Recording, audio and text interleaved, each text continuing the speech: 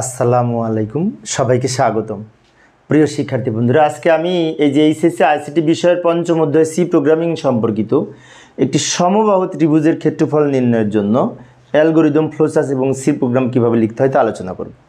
তো পূর্বের দুইটা ক্লাসে আমি এই ত্রিভুজের ক্ষেত্রফল নির্ণয় করে দেখিয়েছিলাম। একটাতে আলোচনা করেছিলাম যদি ত্রিভুজের ভূমি এবং উচ্চতা দেওয়া থাকে তাহলে সেক্ষেত্রে ক্ষেত্রফল সমান হাফ ইন্টু ভূমি ইন্টু উচ্চতা, তাই না? আবার তার আর একটা প্রোগ্রামে দেখিয়েছিলাম যে একটিতে ত্রিভুজের 3 বাহুর দৈর্ঘ্য যদি দেওয়া থাকে সেক্ষেত্রে আমাদের ওই অর্ধ পরিসীমা নির্ণয় করে আলাদা করে আবার সূত্র করে রুট ওভার দিয়ে এই ত্রিভুজের ক্ষেত্রফল নির্ণয় করতে হয়। বাট আজকের আলোচনাটা হচ্ছে সমবাহু ত্রিভুজের 3 বাহু যদি সমান হয় তাহলে ক্ষেত্রফলের সূত্র ধরে আমরা এই ক্ষেত্রফল নির্ণয়ের জন্য অ্যালগরিদম, ফ্লোচার্ট এবং সি প্রোগ্রাম কীভাবে লিখতে হয় লক্ষ্য করি। তো এটার জন্য আলোচনায় আছি তোমাদের সাথে আমি মোহাম্মদ সিরাজুল ইসলাম। চলো শুরু করা যাক। প্রথমে আমরা দেখব এই ধরনের ত্রিভুজ কীরকম। এই যে ত্রিভুজের 3টা বাহুই এস, মনে করি এই বাহুটার দৈর্ঘ্য এস মানে কি 12 সেন্টিমিটার। যদি মনে করি এটার দৈর্ঘ্য 12 সেন্টিমিটার, এটার দৈর্ঘ্য 12 সেন্টিমিটার, 3টা বাহুর দৈর্ঘ্য সমান হলে তাকে সমবাহু ত্রিভুজ বলে। 3 বাহুর দৈর্ঘ্য যদি এস হয় তাহলে এটা সমবাহু ত্রিভুজের নির্ণয়ের সূত্র হচ্ছে, আমরা জানি ক্ষেত্রফল নির্ণয়ের সূত্র হচ্ছে এরিয়া সমান √3/4 ইন্টু এস স্কোয়ার।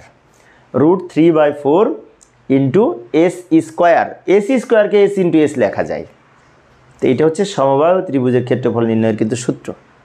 এই সূত্র ধরে আমরা এখন অ্যালগরিদম লিখব, ফ্লোচার্ট আঁকবো এবং সি প্রোগ্রাম লিখব। যায় প্রথমে অ্যালগরিদম লিখব। এই যে এইখানে একটা কথা লিখে নিব। মূলত আমাদের এখান থেকে উত্তর লেখা শুরু। আগেরটা আমি বোঝানোর জন্য উপস্থাপন করেছি। উত্তর শুরু। আমরা জানি সমবাহু ত্রিভুজের ক্ষেত্রফল বা এরিয়া সমান √3/4 ইন্টু বাহু স্কোয়ার। বাহু স্কোয়ার মানে কি, বাহু এস যদি হয় তাহলে এস স্কোয়ার মানে কি এস ইন্টু এস, এভাবে লিখতে পারি। এস ইন্টু এস লিখলে আমাদের ক্যালকুলেশন সহজ হবে। আর এস স্কোয়ার দিলে আবার আর একটা ফাংশন ব্যবহার করতে হবে, প্রোগ্রামটা জটিল হয়ে যাবে। সেজন্য আমি এস স্কোয়ারকে এস ইন্টু এস লিখেছি। এটার পরিপ্রেক্ষিতে আমরা যদি এখানে অ্যালগরিদম লিখতে চাই, ধাপ 1 প্রোগ্রাম শুরু করি। এটা তো আমরা প্রত্যেকটাতে লিখি, তাই না? তারপরে লিখব কি ইনপুট হিসেবে এখানে কি হবে একটা ভালো করে লক্ষ্য করি। শিক্ষার্থীরা সূত্র মুখস্থ করেও অনেক সময় এই ইনপুট লেখার সময় বুঝতে তাদের প্রবলেম হয়। সেটি হচ্ছে এই সমানের ডান দিকে, সমানের পরে এই এস হচ্ছে আমাদের ইনপুট, সমানের বাম দিকে এরিয়া হচ্ছে আউটপুট। তাহলে আমরা পরের ধাপে, প্রোগ্রাম শুরু করার পরের ধাপে কিন্তু লিখি ইনপুট হিসেবে এই চলকের নাম লিখি, তাই না? সেই চলকটা হবে ডান দিকের এস এখানে। সেজন্য লিখো ইনপুট হিসেবে বাহুর দৈর্ঘ্য এস এর মান গ্রহণ করি। তারপরে আমরা সূত্রটা লিখব সরাসরি ধাপ 3-এ সূত্র লিখব। সূত্রটা অ্যালগরিদম যেহেতু লিখছি এখানে সরাসরি সূত্র লিখব, কিন্তু আমরা যখন প্রোগ্রাম রচনা করব তখন আবার রুটের পরিবর্তে SQRT লিখতে হয়, তাই না? যাক, প্রোগ্রাম রচনার সময় আমরা তখন লিখব। এখন এইভাবে লিখলেও হবে, সমস্যা নেই। যা সূত্রে আছে সরাসরি লিখে দিলাম। এরপরে প্রিন্ট করব কার মান, এই বাম দিকের এরিয়ার মান প্রিন্ট হবে। ফলাফল আকারে এরিয়ার মান প্রিন্ট করি, প্রোগ্রাম শেষ করি। একটু দ্রুত বলেছি কারণ আমার এই প্রোগ্রামটা মনে হয় 15 কি 16তম ক্লাস। আমার ক্লাস যারা নিয়মিত দেখো তারা এইগুলা প্রত্যেকটাই লিখতে হয়, শুরু এবং শেষ, মাঝখানে 3টে ইনপুট, প্রক্রিয়াকরণ, আউটপুট। এবং এই সূত্রটা যদি পরীক্ষায় দেওয়া থাকে তাহলে তো আরও সহজ। এই সূত্রের ডান দিকে যেটা আছে এটা নিচে আসবে, আর ওদিকে সমানের ওদিকে যেটা আছে এটা উপরে যাবে। এটা হচ্ছে ইনপুট, উপরে যাবে। এইভাবে লিখব। এবার এটার পরিপ্রেক্ষিতে যদি ফ্লোচার্ট অঙ্কন করি, ডান দিকে তো জায়গা আছে, এখানে অঙ্কন করি, দেখে দেখে অঙ্কন করি, তাহলে বুঝতে সুবিধা হবে। প্রোগ্রাম শুরু করে এর জন্য এই প্রতীক ব্যবহার করব। এর মধ্যে লিখবে স্টার্ট। 3 বাহুর দৈর্ঘ্য এস যদি হয়, এস করে যদি হয় একটা বাহুর দৈর্ঘ্য, তাহলে আমরা এখানে লিখব ইনপুট এস। এরিয়ার মান যোগ বিয়োগ গুণ ভাগ ক্যালকুলেশন করার জন্য আমরা জানি যে আয়তাকার প্রতীক, এটা হচ্ছে প্রক্রিয়াকরণ প্রতীক, আয়তাকার প্রতীকের মধ্যে লিখব এই সূত্রটা। তারপরে এরিয়ার মান প্রিন্ট করব। প্রিন্ট করার জন্য আবার এই প্রতীকের লিখব প্রিন্ট এরিয়া, প্রোগ্রাম শেষ করি মানে এন্ড। এইভাবে আমরা এই ফ্লোচার্ট অঙ্কন করতে পারি সমবাহু ত্রিভুজের ক্ষেত্রফল নির্ণয়ের। এখানে একটি বিষয় বলে রাখি, অনেক সময় উদ্দীপকে এটা থাকে আর বলা হয় এই উদ্দীপকের আলোকে ফ্লোচার্ট অঙ্কন করো, তখন এটা উদ্দীপক আর এইটা উত্তর হয়। আবার অনেক সময় এই ছোট্ট এইটুকু থাকে শুধু সূত্রটা, আর বলা হয় এর আলোকে হয় এটা করো না এটা করো। সেজন্য আমি পাশাপাশি লিখেছি, যে কোনো একটা আসলে আমরা পারবো। আবার অনেক সময় বলা থাকে প্রশ্নে এরকম উদ্দীপক দেওয়া থাকে, আর বলা হয় উদ্দীপকের আলোকে সি প্রোগ্রাম লিখো। তাহলে আমরা এখন সি প্রোগ্রাম লিখব। এখানে তো জায়গা নাই, পরের পেজে যাই, এটা তুলে দেই উপরে। এই যে এইখানে আমরা সি প্রোগ্রাম লিখব। তো সি প্রোগ্রামের শুরুতে কি লিখতে হয়, আমি যে প্রশ্নটা এখানে এই সূত্রটা লিখে রাখলাম, এটা দেখে দেখে আমরা এখানে সমাধান করব। সি প্রোগ্রামের শুরুতে আমরা একটি হেডার ফাইল যুক্ত করব, ইনক্লুড হ্যাশট্যাগ ব্যবহার করে ইনক্লুড দিব, তারপর লিখব stdio.h। এটি হচ্ছে একটি header file, standard input output header file. এটা সম্পর্কে ইতিপূর্বে আমি অনেকবার বলেছি। এরপরে কি করব, এরপরে তো আমরা মেইন ফাংশন দিয়ে প্রোগ্রাম স্টার্ট করি, কিন্তু একটা কথা আছে, সেই কথাটা হচ্ছে এই যে √3 আছে না, তো √3টা নির্ণয়ের জন্য আমাদের এই রুট ওভার অর্থাৎ বর্গমূল নির্ণয়ের জন্য আমাদের একটা ফাংশন ব্যবহার করতে হয় সি প্রোগ্রামে, সেটি হচ্ছে sqrt। আর সেই sqrt ফাংশনটা ব্যবহার করার জন্য এখানে আরেকটা হেডার ফাইল যুক্ত করতে হবে, সেটা হচ্ছে এই ইনক্লুড math.h। এই যে ইনক্লুড math.h এই হেডার ফাইলটা আমরা কখন কখন লিখব, তাই না? প্রোগ্রামের মধ্যে যদি আমরা রুট ওভার নির্ণয় করি তাহলে এইটা যুক্ত করব, কারণ রুট ওভার নির্ণয়ের জন্য sqrt নামে একটি ফাংশন ব্যবহার করতে হয়। সেই ফাংশনের কার্যাবলী এটার মধ্যে অন্তর্ভুক্ত আছে, সেই জন্য এটা যুক্ত করতে হবে। অথবা আমরা যদি পাও ফাংশন ব্যবহার করি পাওয়ার নির্ণয়ের জন্য, তখনও কিন্তু এই math.h লিখতে হয়। যাই হোক, এইবার আমরা কি করব, মেইন ফাংশন দিয়ে প্রোগ্রাম স্টার্ট করব। মেইন ফাংশন প্রোগ্রাম স্টার্ট করলাম কার্লি ব্র্যাকেট দিয়ে, এগুলো আমরা ইতিপূর্বে লিখেছি, তাই না? এটা প্রত্যেক প্রোগ্রামে লিখে আমরা তো জানি। এরপরে আমরা ভেরিয়েবল ঘোষণার জন্য এখানে একটা কিওয়ার্ড লিখব। তো কিওয়ার্ড এখানে যেহেতু এই রুট করার পরে পয়েন্ট আসতে পারে, তার মানে এখানে আমাদের ফ্লট টাইপ ডেটা নিয়ে কাজ করতে হবে। ভগ্নাংশ টাইপ ডেটার জন্য ফ্লট কিওয়ার্ড লিখব। ফ্লট কিওয়ার্ড লেখার পরে এখানে ভেরিয়েবলের নাম লিখব, দুইটা ভেরিয়েবলের এখানে নাম লিখব।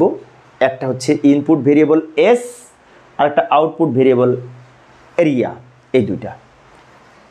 ফ্লট লেখার পরে একটি স্পেস দিয়ে এখানে লিখব এস, কমা দিয়ে লিখব এরিয়া, তারপর সেমিকলন দিব। এখানে এস হচ্ছে ইনপুট ভেরিয়েবল, এরিয়া হচ্ছে আউটপুট ভেরিয়েবল।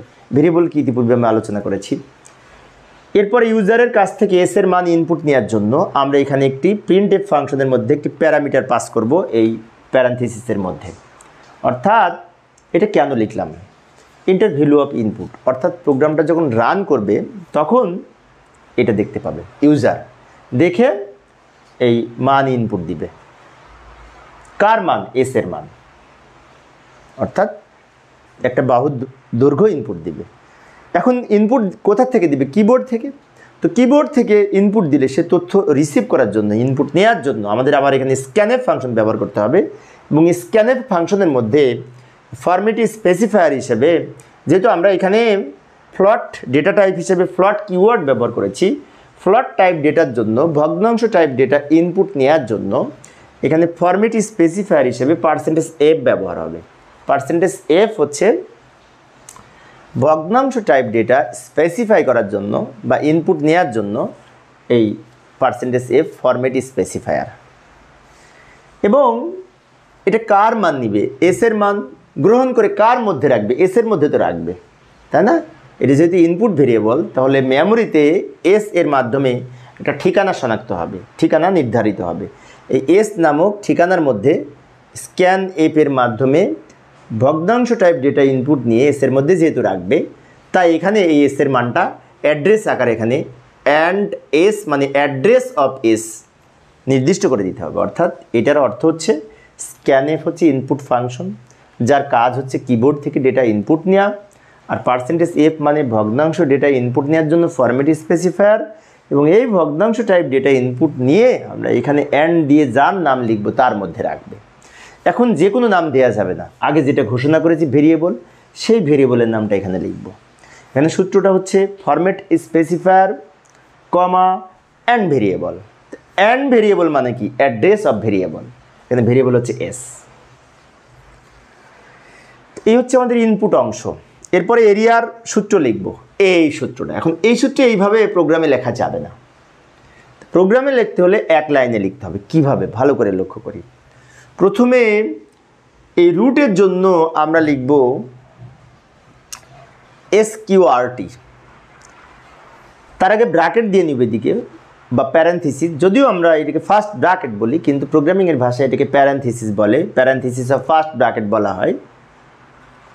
এসকিউআরটি লিখব, লেখার পরে এসকিউআরটি কার উপরে আছে, রুটটা কার উপরে আছে, এসকিউআরটির পরে ব্র্যাকেটের মধ্যে সেটা লিখতে হবে, প্যারেনথিসিসের মধ্যে সেটা লিখব।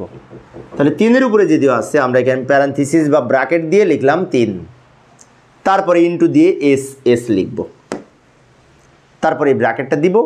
আবার 4 কিন্তু অর্থাৎ এই 3টা গুণ করে 4 দিয়ে ভাগ, এইটা গুণ এটা গুণ এইটা, টোটাল 3টা গুণ করে 4 দিয়ে কিন্তু ভাগ করা যায়, সেজন্য আমরা এখানে লিখব ভাগ 4।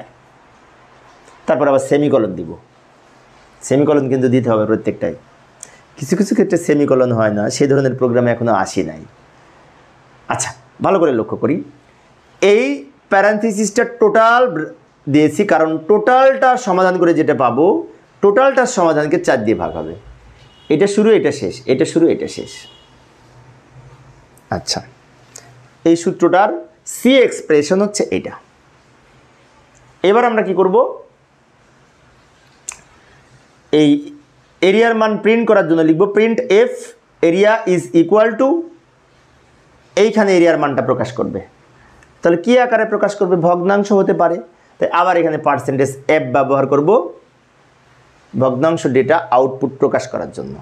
অর্থাৎ ভগ্নাংশ টাইপ ডেটা ইনপুট নেওয়ার জন্য ফরম্যাট স্পেসিফায়ার হিসেবে পার্সেন্টেজ এফ ব্যবহার করতে হবে, এবং ভগ্নাংশ টাইপ ডেটা মনিটরে আউটপুট আকারে প্রদর্শনের জন্য পার্সেন্টেজ এফ ব্যবহার করব। এবং এইখানে যে পার্সেন্টেজ এফ যেখানে ব্যবহার করেছি সেখানে কার মান হবে? এরিয়ার মান। সেজন্য এখানে কমা দিয়ে যার মানটা এইখানে এফ এর পরিবর্তে লিখতে চাই, এইখানে যার মানটা লিখতে চাই তার নাম এখানে লিখে দিতে হবে, এরিয়া নামটা এখানে লিখে দিতে হবে। তারপরে প্যারেনথিসিস অফ ফার্স্ট ব্র্যাকেট ক্লোজ করে আমরা সেমিকলন দিব, রিটার্ন 0 লিখে প্রোগ্রাম শেষ করব। এখন এই প্রোগ্রামটা যদি কম্পিউটারে করে আমরা রান করতে চাই, তাহলে এটা আমরা কোড ব্লক সি কম্পাইলার নামে একটি সফটওয়্যার আছে, সেই সফটওয়্যারটা ব্যবহার করে এটা যথাযথভাবে লিখে আমরা যদি প্রোগ্রামটা রান করি, তাহলে এই ধরনের এই যে আউটপুট পাবো। এখানে কি লিখেছিলাম? ইন্টার ভ্যালু অফ ইনপুট, এটা এখানে দেখা যাবে। তো আমি এখানে একটা মান দিই, মনে করি এস এর মান একটা ত্রিভুজের এক বাহুর দৈর্ঘ্য হচ্ছে 12.6 সেন্টিমিটার, অর্থাৎ 12.6 সেন্টিমিটার। তা এই সূত্রে এস এর মান 12.6 ব্যবহার করে এটা ক্যালকুলেশন করে যে ফলাফল হবে, সেই ফলাফলটা হবে এরিয়ার মান। তো এরিয়ার মানটা কোথায় প্রিন্ট করবে? এইখানে প্রিন্ট করবে, এই লাইনে। সেই জন্য এই প্রিন্টএপের মধ্যে যা লিখেছিলাম সেটা এইখানে দেখা গেছে, আর এই প্রিন্টএপের মধ্যে যা লিখেছি সেটা এন্টারে চাপ দেওয়ার সাথে সাথে দেখা যাবে। কি লিখেছিলাম? Area is equal to percentage F দেখা যাবে না, পার্সেন্টেজ এফের পরিবর্তে ফলাফলটা দেখাবে। মানে এইটা এর এসের মান ধরে ক্যালকুলেশন করে এই মানটা হয়েছে।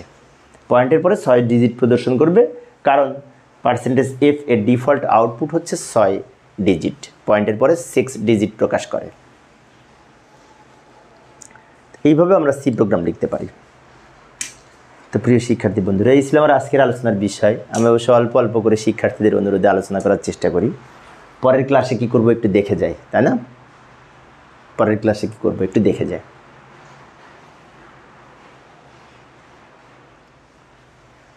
ত্রিভুজের পরিসীমা নির্ণয়ের অ্যালগরিদম ফ্লোচার্ট ও সি প্রোগ্রাম। ত্রিভুজের পরিসীমা নির্ণয় অনেক সহজ, 3 বাহুর দৈর্ঘ্য যোগ করলেই তো ত্রিভুজের পরিসীমা হয়, তাই না? তো প্রিয় শিক্ষার্থী বন্ধুরা, এই ছিল আমার আজকের আলোচনার বিষয়। পরিশেষে সবাই ভালো থাকবে এবং সুস্থ থাকবে, এই কামনায় খোদা হাফেজ।